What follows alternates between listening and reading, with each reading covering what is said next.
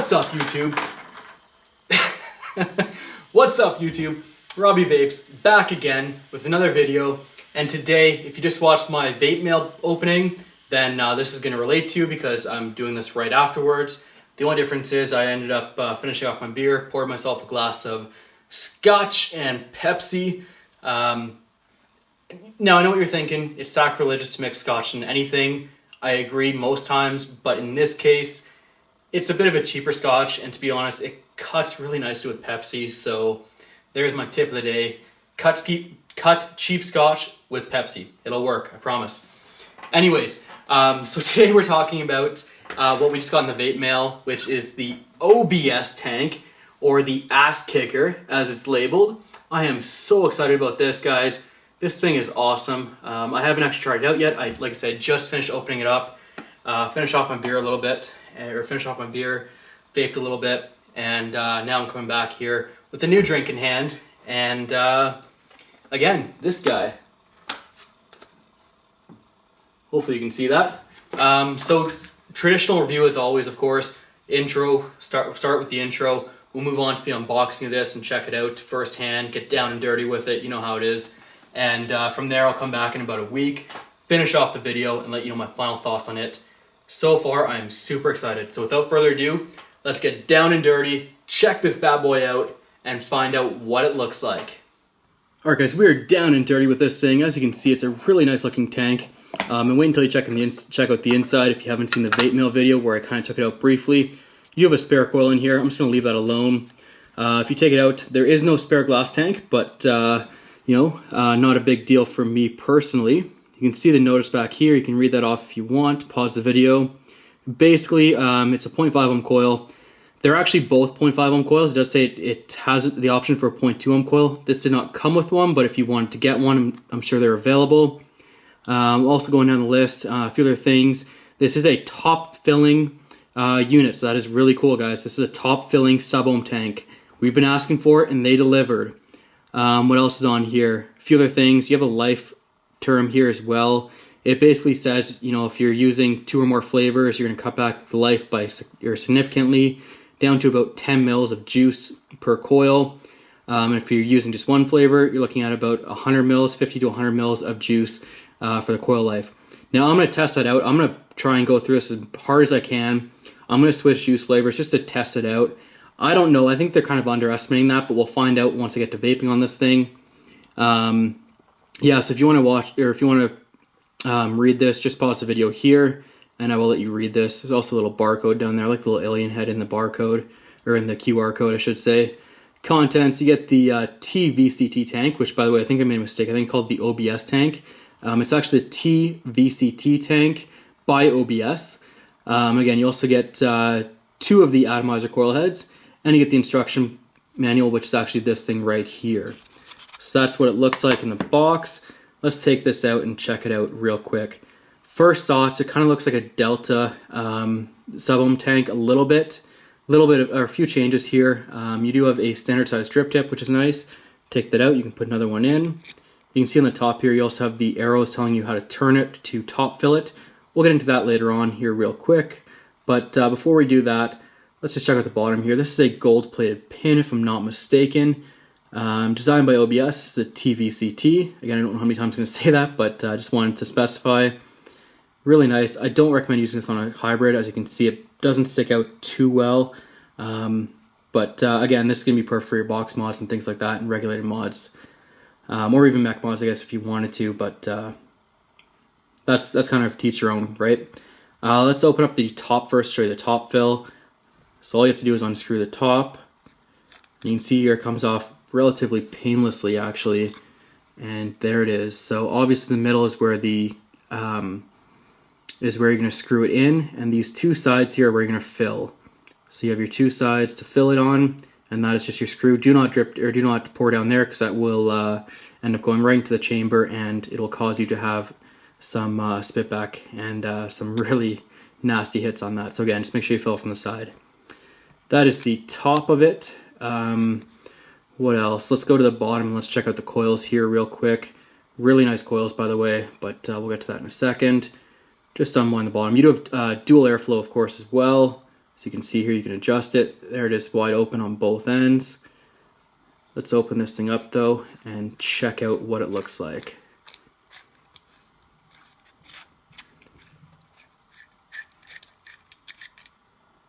There's the bottom of it. You can see it has another gold-plated connection at the bottom there, which is really nice. Here is the coil. Let's take this out and show it off here. There's the fill chamber, by the way. It looks really easy to fill, which is really nice. If you wanted to from the bottom, I don't think you should, but you could fill from the bottom if you wanted to. Of course, I recommend filling it from the top. That looks to be the easiest. Anyways, if you wanted to, if you had to do it from the bottom, it looks like you could do that. So I will put that off to the side. It does say it holds up to 6 mils of juice, which, you know, if you see the chimney, it's actually a very narrow chimney, which I think helps give it that extra capacity of juice. I don't know if it does hold 6 mils or not, but we'll find out later on. Here's the coil. You can clearly tell, hopefully I'm getting a good shot of that, it is clearly organic cotton. You can just see it. I mean, this just screams cotton right now. We check out the side here, we can see this. BVC 0.5 ohm coil. Like I said, these are both 0.5 ohm coils, but they do have the 0.2 ohm coils available. Recommended wattage is 10 to 35. So again, you're kind of in between that sub tank and the Delta 2 range, but I'm going to test this out and see how high I can get it. Just for shits and giggles, I guess, just to see how high I can get it on there. Anyway, so again, 10 to 35 watts. One of the pieces on the instructions, actually, this is a good thing to point out, is it does say you should vape it below 25 watts to start. And the reason for that is we want to break in our coils. You can obviously move it up to 30 to 35 watts once you feel it's broken in a little bit, but do not rush into vaping on this thing right away at 35 watts. And I think a lot of people are finding they're getting a lot of burnt taste after a couple uses, and I believe the cause of that in most cases typically tends to be people not breaking in their coils. So just keep that in mind, guys. Break in your coils for any sub ohm tank, but I am really happy that this one in particular does say to break in your coils. Anyways, I'm going on a little bit too much here. That pretty much sums up the unboxing here. A few other things, the T-VCT up there, OBS up there, and one more thing I just want to show you really quickly is the business card. This guy did send these to me for review. This is Bruce, this is OBS. Here's all the information. I will put the website in the description below if you want to check one of these out for yourself. And again, really nice tanks. On top of that, he also sent me something else, which is the Ghost. This is a mech mod, which I have off to the side here, and I've already put my Royal Hunter on it and tried it out a little bit, and so far am loving it. This is a Ghost mod, 18650 mech mod. Really nice. Not a hybrid style, so it does have a proper top cap. OBS symbol there. The locking mechanism is really nice. Well, you can see it's locked. Now it's unlocked. Everything here is gold plated as well. All the connections are gold plated. Really, really, really nice design. I'm going to check out the price of that in the final thoughts once I get a chance to. So I'll come back probably in about, like I said, about a week, give you my final thoughts, give you the pricing on this stuff, and let you know how I feel about this after a week of vaping. So with that being said, thanks again for watching YouTube, and I will see you soon.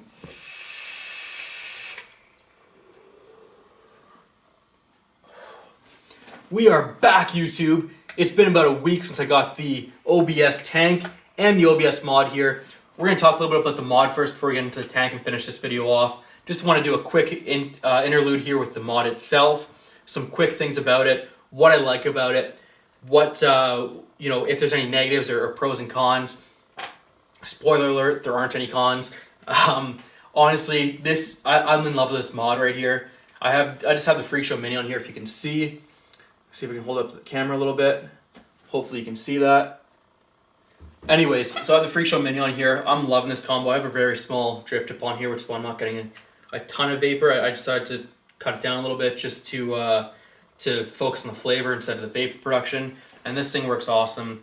Like I said, it's an 18650 battery mech mod. It's really nice. It feels good in the hands. It's really well built. It's got gold connections everywhere.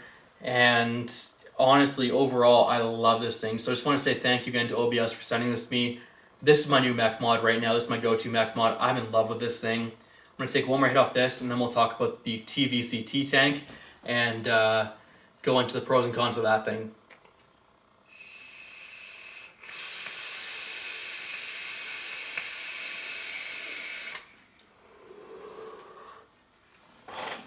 Love it. Love it. Anyways, guys, getting back to the main event here. This is a T-VCT tank. This is by OBS, and I gotta say, it is awesome.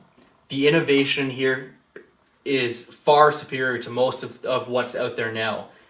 You hear a lot about these sub ohm tanks coming out, and they're all coming out with similar concepts and similar setups. I mean, there's a little bit of innovation here and there. For example, a Sub Tank Mini came out with the nickel coils right here, so you can see them. I don't upside down, but you can see them here. Those are pretty good. You know, that's their way of innovating. You know, there's been different innovations in different steps of, say, the Atlantis tanks or the Delta 2. I think it in itself was an innovation from the Delta 1, which of course is kind of apples and oranges, but leaving that aside, let's get back to the T-VCT. What makes this thing so innovative? First of all, the top fill. The top fill is amazing. The amount of juice this thing can hold is 6 mils of juice. That is a lot of juice. And the tank size really isn't that big. This is smaller than the Magnus, but it holds more juice. And the reason why it does that is because it's top fill. Not only is top fill a much more convenient way of filling your devices, it's also a much more efficient way because you don't have these little chimney slots in the way when you're filling it up. So with the Magnus, you have these deep chimney slots which come down almost a third of the way to the tank, and that's as far as you can fill it. Otherwise, you get e-liquid into the chimney and the chamber and into your drip tip, and of course, from the drip tip into your mouth, which is not fun. So you got to be careful about overfilling that one. This one, you fill it right up to the top. You have no worries about holes or anything that are going to get in the way and it's going to overflow or anything like that. It's honestly set up so well. I can't believe no one thought of this before. It just makes so much sense. Now I know there's top fill tanks out there still, and I'm not trying to say that this is the only one, but that combined with the juice control in this thing, that's innovation. The juice control. Now we know the Delta 2 had the juice control on the coil where you have to kind of spin the coil around before you put it in. This one, I can fill it up with juice. I can fill it all the way up, and when I want to change the juice, because I've actually gone through a lot of juice, we'll get to that in a second, all I do is twist this top piece right here, and it'll actually adjust the juice chamber. I think I showed it in the unboxing video, so I won't go into it here, but it's so easy. Why hasn't no one thought of this before? That's all I'm saying.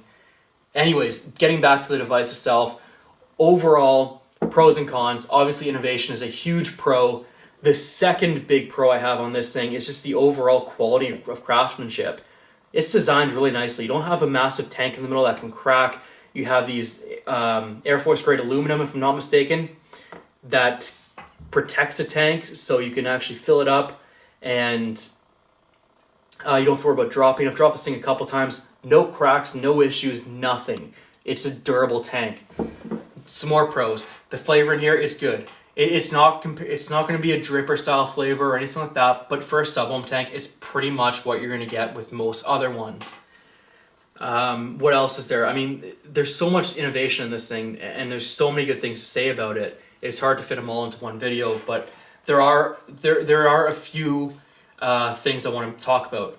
So one of the things I had mentioned in the unboxing, which I actually read off the packaging here, was that if you start changing juices and you use more than one juice, the coil life is only expected to last 5 to 10 milliliters. I can debunk that myth, okay? I'm going to debunk it right now because this is my 6th or 7th juice I've put in here. All of them different ranges in VG, PG mixes, and I've easily gone over 40 mils of juice in this thing, especially if it is 6 mils. I mean, we're probably talking at least 9 or 10 fills in that. So we're up above that 40 range quite easily. Different juices, high VG, low PG, and I'm still using the same coil. The coil I have in this box is brand new. It's fresh. It's never been used. This thing's still working. Why change something that's working? 40 mils later, no issues. I'm not going to change something if I don't have issues with it. So again, going back to, what is it, or what are the cons? Because that would have been a con if that was the case. If it only had about 5 mils of juice life, if you start switching flavors, I probably would have made that a con. But it's debunked. It can go more than 5 mils, and you can have more than one flavor. No problem. I think what they were doing was trying to cover their ass, just so they didn't get a whole bunch of complaints from people, because I know how people can treat, their coils and things like that. And don't get me wrong, I'm pretty rough with my coils as well. But at the same time, they just wanted to make sure they were covered. this is, you know, here's the thing. With all these sub ohm tanks coming out, you tend to feel like you're being oversold on them. It's being oversold and you're underwhelmed. With this thing, it was almost undersold and you're overwhelmed. Now, what are the negatives? Are there any negatives? Well, that depends, okay? Here's the only thing I could come up with that's a negative, and that is the vapor production. The vapor production is not bad, don't get me wrong. It's comparable to a Sub-Tank Mini, you know, the Atlantis coil or the Atlantis tank. It's similar to all those in that range. It gives you a decent amount of vapor. But compared to the Magnus tank, you're not getting quite as much vapor from that. To be fair, this is a 0.5 ohm coil. The Magnus tank I've been vaping on with 0.2 ohm coils. So again, apples to oranges, right? This does have a 0.2 ohm coil, and I cannot wait to try it out. I would love to try the 0.2 ohm coil because I think that's going to be much more closer to the amount of vapor that I'm used to. You may be used to something else. This is not a knock on them. Sure, it could be considered a con depending on where your preferences are at, but it's hard to label a con without actually trying the 0.2 ohm coil and actually comparing apples to apples to figure out how close it is to something like the Magnus or the Heracles or whatever it might be. For me, honestly, that is the only thing I could even remotely come up with that's a con on this thing. The 0.2 ohm coil can also vape at higher wattages. You're looking at about, I think it's between 50, or it's around 50 watts. But of course, this is supposed to be recommended at 35. I can vape this thing between, I don't know, 38 and 40, pretty much with no problem, depending on the juice I have. This is a very thick e-juice I have in here right now. This is, I'm actually dripping this and using this in the tank. This is from Vapes. Their brand new flavor they released. It's strawberry milk. This stuff is so good. It's basically Nesquik, but again, I'm kind of digressing here. The point is, you know, with the higher VGs, you may have to dial it down a little bit, but as far as like the high PGs or the mixes or whatever, you know, the 50-50s, this thing can handle it at 38 to 40 watts, pretty much no problem.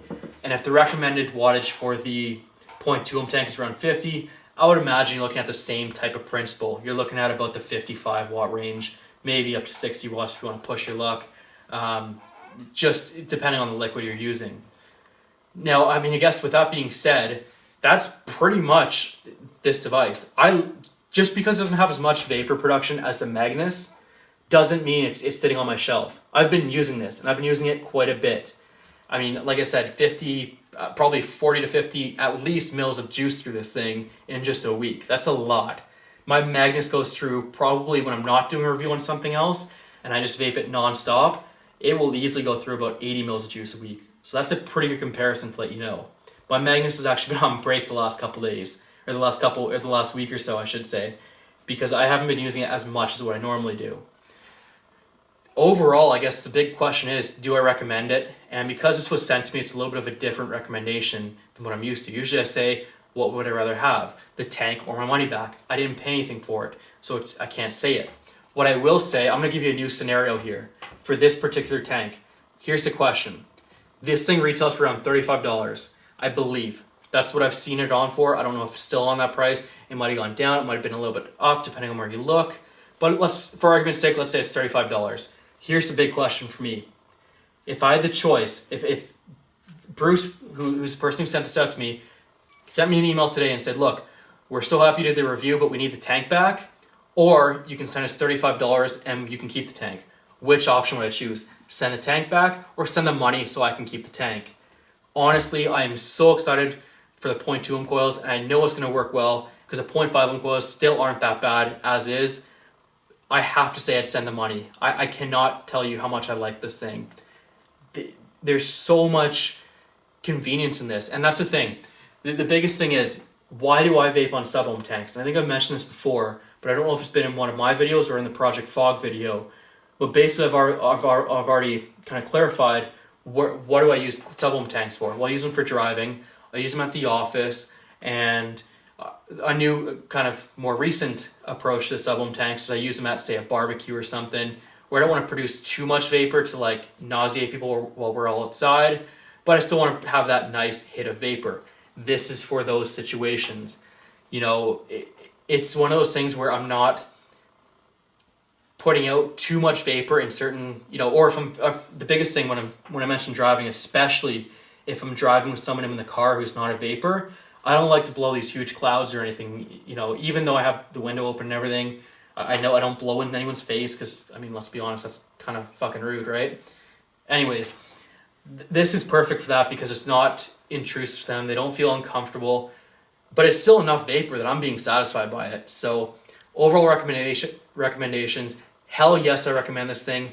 I'm in love with it. I can't wait to try the 0.2 ohm coils. I think you guys will like this as well. I recommend checking it out. There's been a ton of reviews on it. There's been just so many people praising this thing, and I have to agree with them. It's really justified, to be honest. After vaping it for a week, I can honestly say that the reviewers out there who are mentioning these things and who are saying these things, I agree with them 100%. I think it's a great device. The company is great. The customer service is great. I mean, they listen to us. What other company listens to us? How many times have we asked for top fill sub ohm tanks, and repeatedly we get version 2s and version 3s coming out with the same bottom fill tank? You know, to me, I don't know. I'm ranting a little bit here. I apologize. Anyways, let's end the video here. I'm going to take a quick hit off this, but I guess that will conclude it. Until next time, YouTube, happy vaping.